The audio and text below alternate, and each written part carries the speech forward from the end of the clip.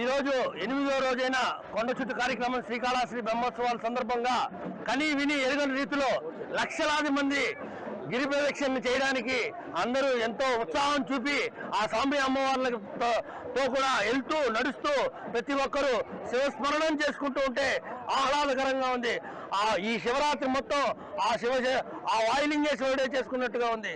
First రోజు చూస్తే అద్భుతంగా జనాలు ఫస్ట్ రోజు నుంచి ఇప్పటిదాకా ఎక్కడ ఏ ప్రోగ్రాంలో ఏ ఆటంకం జరగకుండా ఆ శివుని ఆ వాయులింగేశ్వరుని చేసుకునే రూపంలో చూస్తూ ఉంటే కనివిని ఎరుగని రీతిలో ఉంది.